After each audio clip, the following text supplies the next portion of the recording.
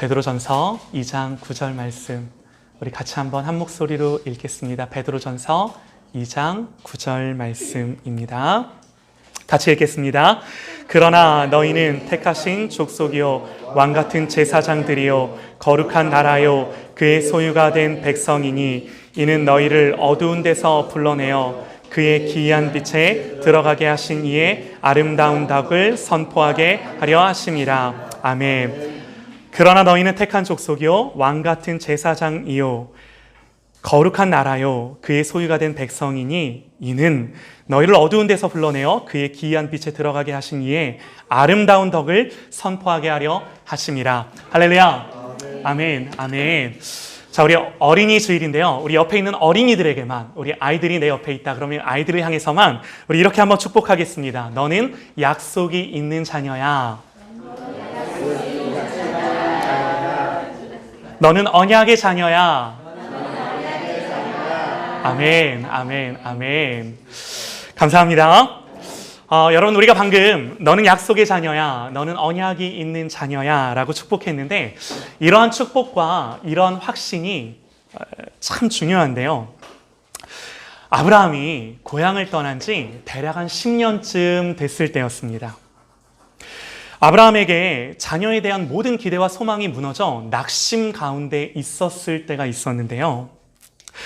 창세기 15장을 보면 어느 날 하루는 하나님이 아브라함을 찾아오셔서 이렇게 말씀하세요. 아브라함아, 나는 너의 방패요, 너의 지극히 큰 상급이다. 하나님이 그렇게 말씀하시자 대뜸 아브라함이 하나님이 내 상급이시라고요? 아니 하나님이 내 상급이면 뭐합니까? 나는 자식이 없습니다. 하나님이 그 상급 주셔도 소용없습니다. 이제 내가 나이가 들고 노쇠한데 나의 상속자는 이 다메섹 사람 엘리에셀입니다. 여러분, 여기서 상급이란 유업, 분깃, 부모가 자녀에게 주는 유산인 거죠. 하나님이 그런 유산을 주신다 해도 아니 하나님, 이제 나도 나이가 들고 이제 나도 조금 있으면 죽게 될 텐데 하나님 그 유산 받아 뭐합니까? 그렇게 하나님 앞에 말하는 거죠. 하나님 아브라함을 밖으로 데리고 나가세요. 별을 보여주십니다. 아브라함아, 이 별들을 셀 수 있니? 너의 자녀들이 이와 같을 거야. 또한 지금 살고 있는 땅을 보여주시면서 아브라함아, 반드시 이 땅을 너의 자녀들에게 줄 거야 말씀하십니다. 하나님이 아브라함에게 두 가지 말씀하시는 거세요. 하나는 자녀에 대한 약속, 또 하나는 그 자녀들이 받을 유업, 유산에 대한 약속인 거죠. 아브라함이 하나님이 그렇게 말씀하시자 당돌하게 묻습니다. 하나님, 이 땅을 내게 주실 것을 내가 무엇으로 확신할 수 있겠습니까? 하나님이요, 아브라함아, 짐승을 가지고 와서 쪼개놔. 그리고 성경은요, 해가 져서 어두울 때에 연기나는 화로가 보이며 타는 횃불이 쪼갠 고기 사이로 지나더라 그럽니다. 이것은요, 아브라함 시대에 나라와 나라 사이가, 민족과 민족 사이에서 행해지던 조약을 체결하던 방법입니다. 어떤 의미가 있냐면요, 짐승을 쪼개고 그 쪼갠 짐승 사이로 불이 지나가는데 그 불이 이제 쪼갠 짐승들이 불에 타는 거죠. 너와 내가 누구라도 이 약속을 어기면 이렇게 될 거야 라고 하는 의미를 갖고 있는 거죠. 아브라함이 하나님, 내가 어떻게 하나님 믿을 수 있겠습니까?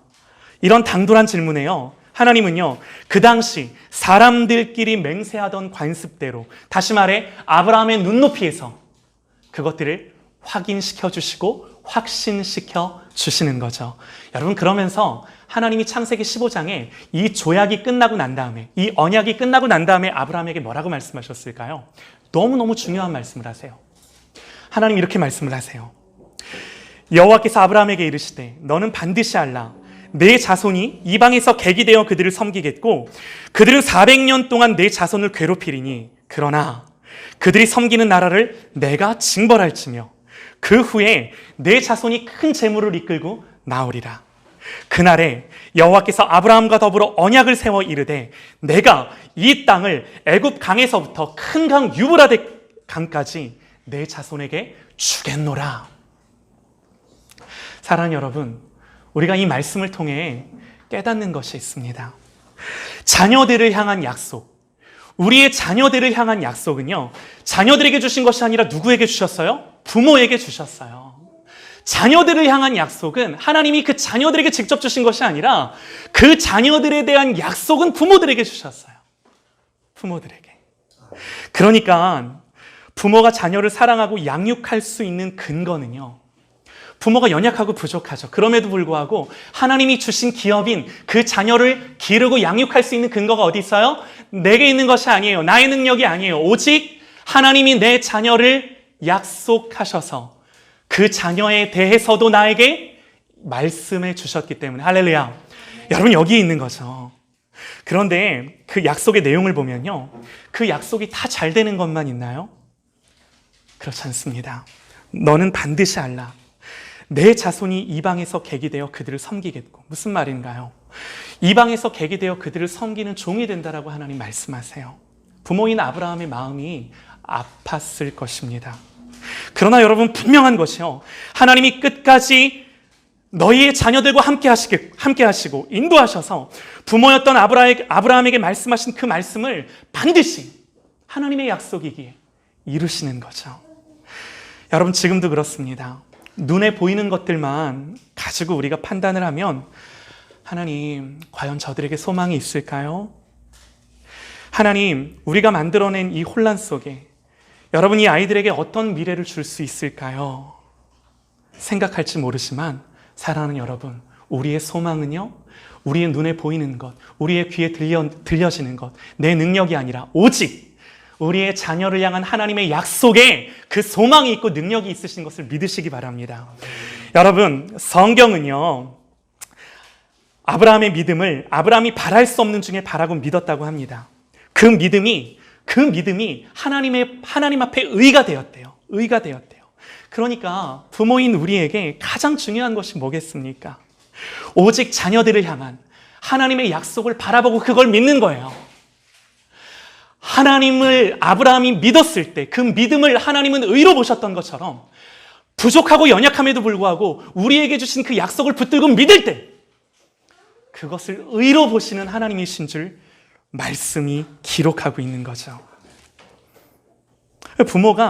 여러분, 부모된 우리가 주님의 약속을 붙들고 사는 것을 우리의 자녀들에게 보여주는 것보다 중요한 것은 없는 거죠. 여러분, 혹시라도요, 우리 중에 우리 부모님은 안 믿으시는데 하는 분들이 계셔도 실망하지 않았으면 좋겠습니다. 아브라함의 부모님이셨던 데라도 갈대아 우르에서 우상을 섬기던 사람이었어요. 그러나 아브라함을 부르셔서 그 아브라함이 믿음의 출발이 되게 하시고 믿음의 조상이 되게 하십니다. 그러므로 중요한 것은요, 내가 약속을 받는 자가 되는 거예요. 내가 하나님의 약속을 취하는 자가 되는 거예요. 그러면 거기서부터 역전이 일어나고요, 거기서부터 변화가 일어나고요, 거기서부터 돌파가 일어나는 것입니다.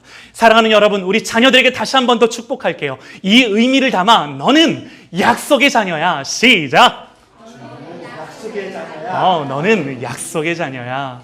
아멘입니다. 아멘입니다. 오늘도 우리가 우리를 향한 하나님의 약속을 살펴보기 원하는데요, 오늘 말씀에서 하나님은 우리를 왕같은 제사장이다 칭하십니다. 왕같은 제사장이야. 이것이 주님의 부르심이고, 주님의 부르심이기에 우리가 가져야 될 우리 스스로에 대한 인식이에요. 정체성이죠. 너는 왕같은 제사장이야.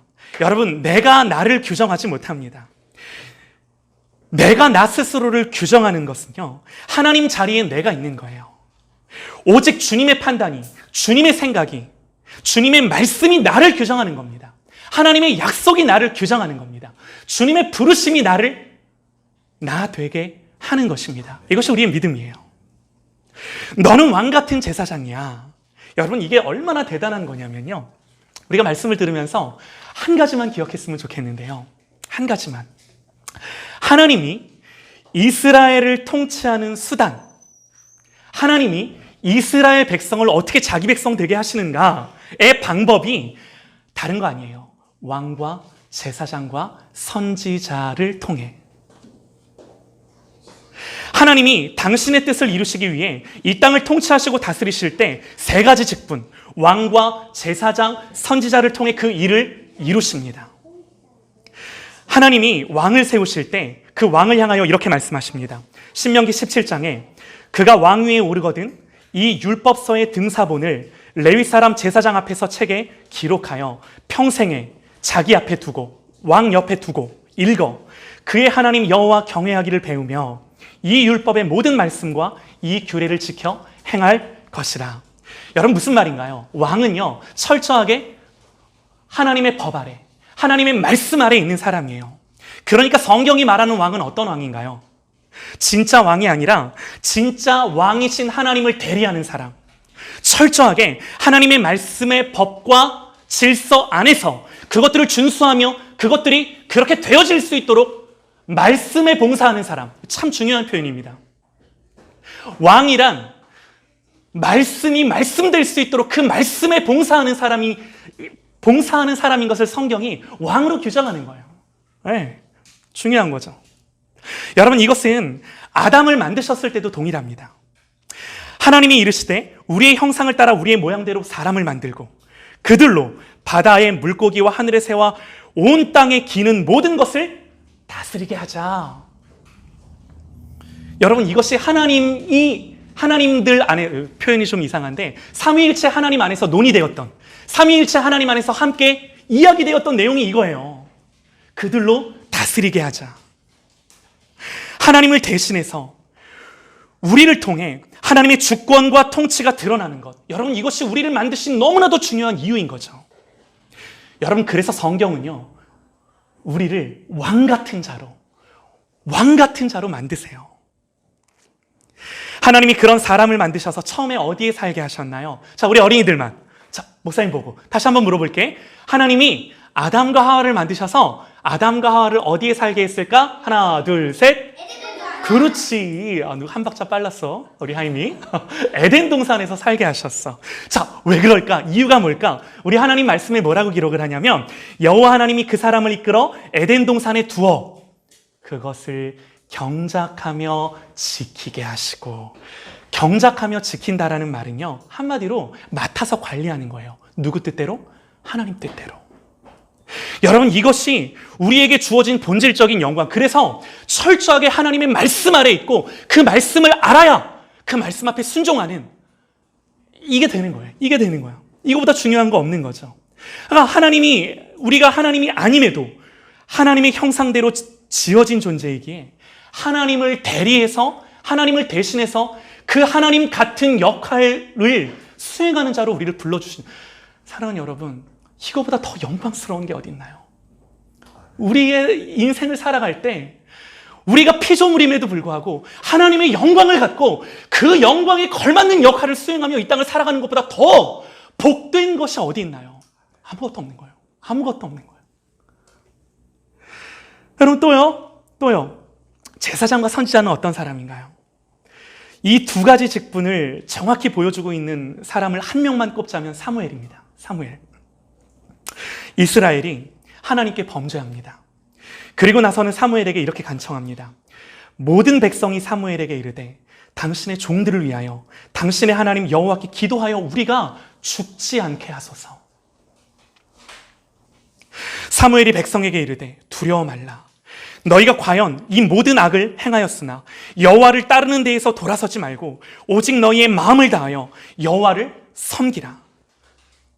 돌아서서 유익하게도 못하며 구원하지도 못하는 헛된 길을 따르지 말라. 그것들은 헛되니라. 그러면서 말하기를 나는 너희를 위하여 기도하기를 쉬는 죄를 여호와 앞에 결단코 범하지 아니하고 선하고 의로운 길을 너희에게 가르칠 것인즉. 여러분 두 가지죠. 하나는요 너희를 위하여 기도하기를 쉬는 죄를 범하지 않겠다라는 것과 또 하나는 선하고 의로운 것이 무엇인지를 너희에게 가르쳐 주겠다라는 것. 여러분 너무나 중요한 게 백성들이 뭐라고 말해요? 제발 우리를 위해 기도해서 우리가 하나님 앞에 죽지 않게 해주십시오. 이걸 누구에게 요구해요? 하나님께 요구하나요? 아니요. 하나님께 요구하지 못해요. 누구에게 요구해요? 제사장에게 요구해요. 사무엘에게 요구해요. 그리고 사무엘은 뭐라고 응답하나요? 내가 너희를 위하여 기도하기를 쉬는 죄를 결단코 범하지 아니하며 너희를 위하여 의롭고 선하신 하나님의 말씀이 무엇인지를 가르쳐 너희로 하여금 그 말씀대로 살아가도록 할게 라고 결단한다라는 거죠. 이게 누구라고요? 제사장, 선지자. 여러분, 이것은 모세의 모습에서도 분명히 볼 수 있는데요. 우리가 쉽게 생각할 수 있습니다. 모세가 제사장은 아니었지만요, 이스라엘 백성들이 범죄할 때마다 어떻게 해요? 그들을 위하여 기도하죠. 심지어는 하나님, 내 생명책에서 내 이름이 지워질지라도 이들을 죽이지 마시옵소서 라고 하며 하나님과 백성 사이를 뭐해요? 중보해요. 중재해요. 또 하나님의 말씀을 대언하고 이스라엘 백성이 어떻게 행해야 될지를 백성들에게 가르쳐주죠. 그래서 우리가 꼭 기억할 게 뭐냐면요, 다시요, 하나님은 이런 왕과 제사장과 선지자를 세우셔서 그들을 통해 하나님의 뜻을 이루세요. 그들을 통해 하나님의 그 역사들을 이루어 가세요. 이것이 모든 시대 속에서 하나님이 역사하시는 방법이었고, 모든 구약 성경이 왕과 선지자와 제사장들을 통해 일하시는 하나님을 우리에게 설명하고 가르쳐주고 있는 거죠. 할렐루야. 네, 어렵지 않습니다. 여러분, 그리고 놀라운 것은요, 이 모든 직분, 이 왕, 제사장, 선지자의 직분들이 한 분에게서 모아지는데, 여러분 누군가요? 예수 그리스도. 예수 그리스도. 왕과 제사장, 선지자, 여러분 이들의 공통점은요, 모두 기름 부어 세우는 하나님의 사람들입니다. 여러분, 그리스도라는 말의 뜻이 뭔가요? 그리스도, 메시아, 그리스도. 기름 부음 받은 자, 기름 부음 받은 자. 이 그리스도라고 하는 말, 여러분 그리스도가 이름이 아니에요. 예수 그리스도라고 할 때 그리스도는 호칭입니다. 주님을 부르는 호칭, 메시아라고 부르는 호칭인 거죠. 그래서 예수님을 우리가 그리스도라고 호칭할 때 이 그리스도라는 말이 어린이들 뭐라고? 기름 부음 하임이 그렇지, 받은 자. 목사님 속으로 목사님 다 들었어. 걱정하지 마. 대답 아주 잘했어. 아주 대답 잘했어. 여러분, 그래서 이 그리스도라는 호칭은요, 예수님이 누구시며 그분이 우리를 위해 무슨 일을 하셨는지를 가장 잘 표현해 주는데요. 우리가 예수님을 그리스도라 부를 때는 여기에는 이제 이런 의미들이 깔려 있는 거죠. 여러분, 주님이 왕이십니다. 여러분, 예수님이 왕이세요. 하늘과 땅의 모든 권세가 나에게 있다라고 주님이 말씀하셨어요. 세상을 심판하는 주인으로 곧 오신다 말씀하셨어요. 그야말로 눈에 보이는 것들이 아니라 이 눈에 보이지 아니하는 하나님이 눈에 보이는 모든 것들을 손에 쥐고 계시다라고 성경은 분명히 우리에게 기록합니다. 여러분, 요한계시록이 뭐라고 주님에 대해 말하나요? 이제도 계시고 전에도 계셨고 장차 오실 이 무슨 말인가요? 과거와 현재와 미래의 주인이세요. 시간의 주인이세요.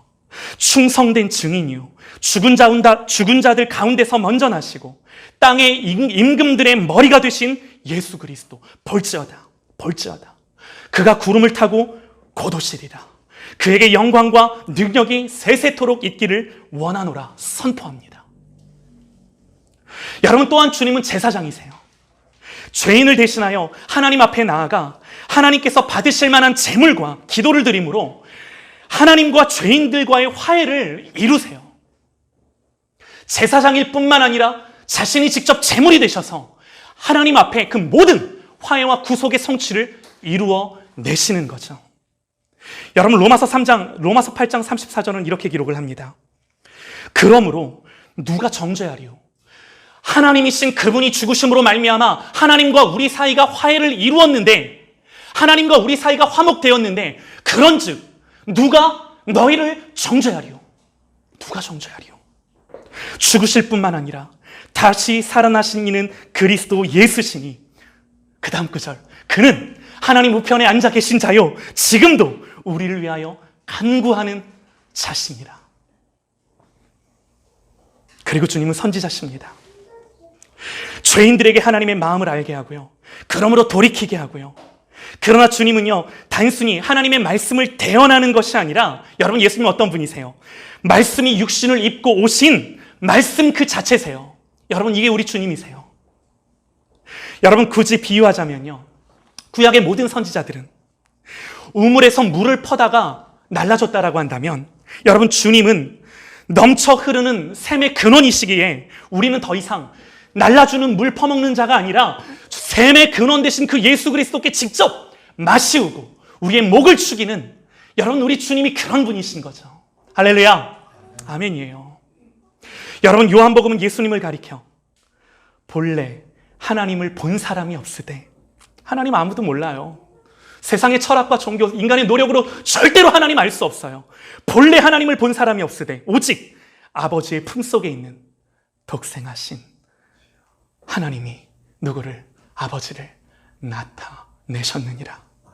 아들이 아버지와 동등한 하나님이심을 말씀하고 아들로 말미암아 아버지가 드러나며 아들을 본 것이 곧 아버지를 본 것이라고 성경은 우리에게 말씀하는 거죠. 여러분, 예수님 스스로도 말씀하시기를 나를 본 자는 아버지를 보았거늘 어찌하여 아버지를 보이라 하느냐. 내가 아버지 안에 거하고 아버지는 내 안에 계신 것을 내가 믿지 아니하느냐.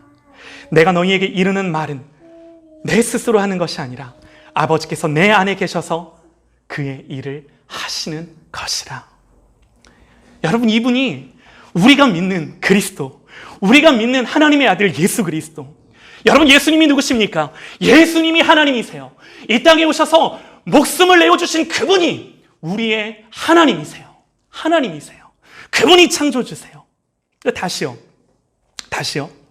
하나님이 어떻게 당신의 뜻을 이루시고 세상의 역사를 주관하시고 통치하시나? 그러니까 하나님이 세상을 주관하시고 통치하시는데 어떻게 통치하시고 주관하시나? 그 방법이 뭐라고요? 왕을 세우시고 제사장을 세우시고 선지자를 보내셔서 하나님이 그 일을 하시는데, 여러분, 우리는 다른 그 누구를 그렇게 부르는 것이 아니라 예수님을 가리켜 그리스도라, 기름 부음 받은 자라, 주님이 그렇게 오셔서 하나님 당신의 그 모든 언약과 약속들을, 말씀들을 이루시는 분이라, 성취하시는 분이라 라고 고백하는 거죠. 하나님은요, 오직 한 분 예수 그리스도를 통해 세상을 통치하고 다스리고 심판하십니다. 여러분, 그렇다면 성경이 이와 같은 사실들을 통해 우리에게 주고자 하는 말씀이 뭔가?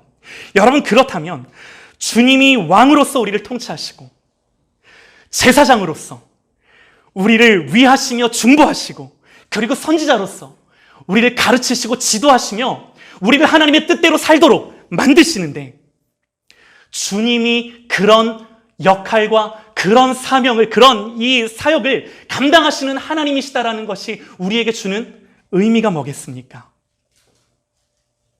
여러분, 이것이 의미하는 바는요, 얘들아, 이보다 더 확실한 너희를 향한 은혜의 보증이 어디 있겠니? 하나님이신 그분이 왕으로, 제사장으로, 선지자로 우리 가운데 오셔서 목숨을 내어주시며 십자가에서 그 모든 하나님의 언약의 성취를 이루셨을진데, 얘들아, 이보다 너희들에게 더 큰 은혜의 보증, 이 확실성이 어디 있겠니? 여러분, 하나님이요, 사람을 세우셔서 그 일을 하셔도 일이 됩니다. 구약의 역사 속에서요, 하나님은 그렇게 일을 해오셨어요. 하나님은 아브라함을 부르셨습니다. 모세를 세우셨습니다. 사무엘을 부르셨습니다. 그렇게 그들을 통해 하나님의 역사들을 이루어 가셨어요. 그런데 때가 되어 하나님이신 그분이, 하나님의 아들이신 예수 그리스도가 이 땅에 오셔서 죽으시고, 그분의 말씀이 뭔가요? 다 이루었다. 이 그리스도의 성취와 사역은요, 그야말로 그 어떤 사람 제사장이, 그 어떤 인간 선지자가 하는 그런 것이 아니라 그야말로 완전한 성취이시며 우리를 위한 완전한 보증의 약속이 되는 것을 성경이 우리에게 힘주어 말하고 있는 거죠. 그래서요, 히브리서 2장 17절부터 이렇게 우리에게 권면하는데요, 그가 범사의 형제들과 같이 되심이 마땅하도다. 이는 하나님의 일에 자비하고 신실한 대제사장이 되어 백성의 죄를 속량하시려 하심이라. 그가 시험을 받아 고난을 당하셨은즉 시험 받는 자들을 능히 도우실 수 있느니라. 그러므로 함께 하늘에 부르심을 입은 거룩한 형제들아, 우리가 믿는 도리의 사도시며 대제사장이신 예수를 깊이 생각하라. 여러분, 우리의 삶 속에 하나님의 방법이신, 하나님의 유일한 통로이신, 이 은혜의 보증이신 예수 그리스도를, 하나님이신 주님의 그 말씀을 기억하며 그 주님을 깊이 생각하는 것보다 여러분 더 복된 게 있을까요? 여러분, 이 땅을 살아가면서 하나님이신 그분을 묵상하며 그분 앞에 엎드리며 그분을 붙들어내는 것보다 더 능력 있는 것이 있을까요? 그렇지 않아요. 감사합니다. 그렇죠. 축복합니다. 축복합니다. 사랑하는 여러분, 우리가 이 진리에 서야 넘어지지 않는 것입니다. 사도 베드로가 베드로 전서를 쓰는데요, 소아시아에 흩어진 교회들, 특별히 편지가 어떤 때에 쓰여졌는가, 많은 성경학자들이 네로의 박해 때 쓰여졌던 것이라고 대다수의 성경학자들이 인정합니다. 교회의 역사 속에서 가장 박해가 심했던 때, 박해받는 교회를 향하여 이 편지를 쓰는 거죠. 5장밖에 안 되는 이 짧은 내용 안에 여러분, 이 고난을 묘사하는 동사가 12번이 나오고요, 흩어진 나그네라는 표현이 3번이 나와요. 그러니까 그런데 중요한 것은 이 베드로 목사님이 이들을 향하여 편지를 쓰는데 이들을 뭐라고 불러요? 너희는 왕 같은 제사장이다. 아니, 무슨 근거로요? 무슨 근거로?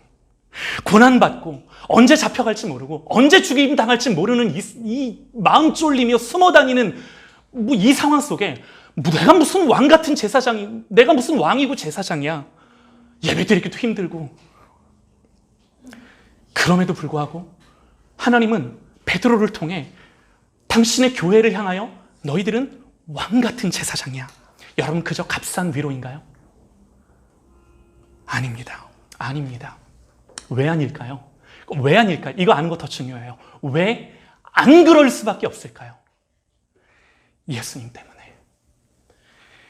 예수님이 그리스도시기 때문에. 설명을 조금만 드릴게요. 교회는 예수님이 왕이시지만, 여러분, 교회는 왕이신 그분이 종으로 섬기시기 위해 오셨음을 너무나 잘 압니다. 그분이 이 땅 위에 계시는 동안 여러분 어떻게 섬기셨어요? 그리고 죽기까지 복종하셨어요. 여러분, 교회가 무엇입니까? 3년 동안 예수님이 이 땅에서 이렇게 사셨음을, 십자가에 죽기까지 하나님이신 그분이 죽으셨음을 뼈저리게 경험하고 배운 곳이에요. 베드로가 고백합니다. 주는 그리스도시요 살아계신 하나님의 아들입니다. 베드로가 예수님을 향하여 그리스도라 고백했을 때 예수님 뭐라고 말씀하세요? 야, 내가 너의 고백 위에 나의 교회를 세울 거야. 음부의 권세가 이기지 못해. 그러면서 뭐라고 말씀하시나요? 나는 이제 예루살렘에 들어가 십자가를 질 거야. 그리고 제자들을 향하여 말씀하시기를, 누구라도 너희 중에 나를 따라오고자 하는 자가 있거든 너희도 십자가를 지고 자기를 부인하고 나를 쫓아와야 해. 이게 뭐예요? 내 교회를 세우리라 말씀하시며 주님이 제자들에게 가르쳐 주셨던 말씀이 이 말씀이에요. 교회가 이거 분명히 기억하는 거죠. 여러분, 또한 교회는요, 예수님은 제사장이시만 동시에 친히 자기가 제물이 되어 영원한 제사를 드리고 하나님의 얼굴을 다시금 죄인들을 향하여 향하실 수 있도록, 이런 표현이 좀 그럴지도 모르겠지만 어떤 의미에서 예수님은 죄인을 향하여 그 은혜와 얼굴을 향하여 드실 수 없는 하나님의 얼굴을 죄인을 향하여 드신 분이세요. 하나님의 진노를 누그러뜨리고 모든 죄를 도말하시고 우리를 향하여 다시금 하나님이 은혜의 빛을 비추실 수 있도록 만드신 거죠. 동시에 죄인도 하나님을 향하여 담대히 나아갈 수 있도록 당신이 제물이 되셔서 이 모든 사역과 성취를 이루신 것입니다. 사랑하는 여러분, 교회가 깨달아야 될 게 뭔가요? 앞으로 그리스도와 함께 왕 노릇할 거지만, 그러나 지금은 주님이 왕이시고 제사장이셨지만 주님도 이 땅에 계시면서 고난받으시고 섬기시며 죽기까지 하나님 앞에 복종하신 것을 교회는 생생히 그 주님의 삶을 기억하며, 맞아, 주님이 우리를 교회로 부르실 때, 그리스도의 몸으로 부르실 때 우리에게도 동일한 부르심으로 부르셨지. 교회가 이거 깨닫는 거죠. 여러분, 예수님 스스로가 왕 같은 제사장으로 이 땅을 사셨고 그 모습이 무엇인지를 보여주신 후에 동일하게도 우리에게 그 직분을 주셨는데, 교회는 고난과 박해 속에서 자기가 누구인 것을 분명히 아는 겁니다. 상황과 형편 때문에 위축되고 넘어지고 엎드려지는 것이 아니라 오직 하나님이 나를 어떻게 불러주셨나, 예수 그리스도가 목숨을 버리면서까지 나를 어떻게 불러주셨나, 그 부르심에 집중하며 거기에 모든 관심을 두고 거기서부터 내가 누구인지를 깨닫는 것. 여러분, 이게 뭐라고요? 교회. 여러분, 교회의 영광이 무엇입니까? 교회의 영광.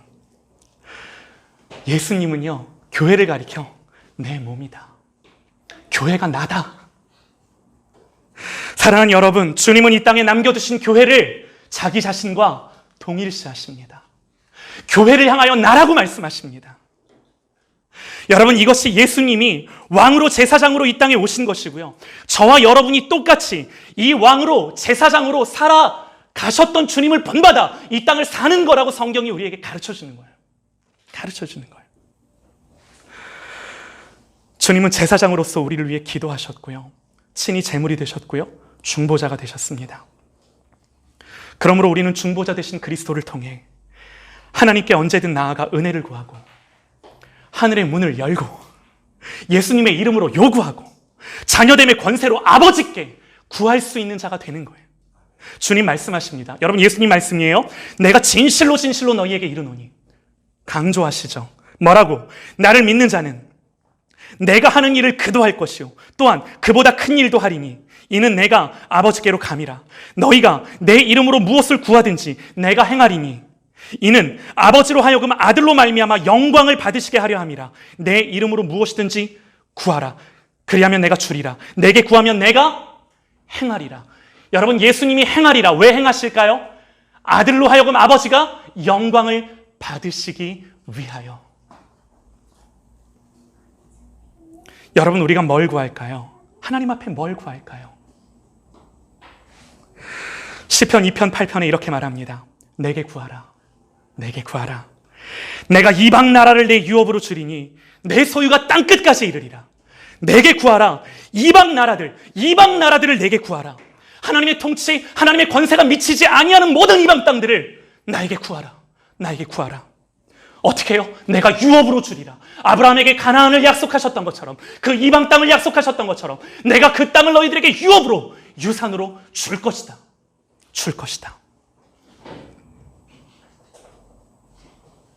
주님이 왕이시고 또한 우리를 왕으로 세우셨기에 민족과 나라와 통치와 권세와 주권을, 하나님의 주권을 그들 가운데 구하라.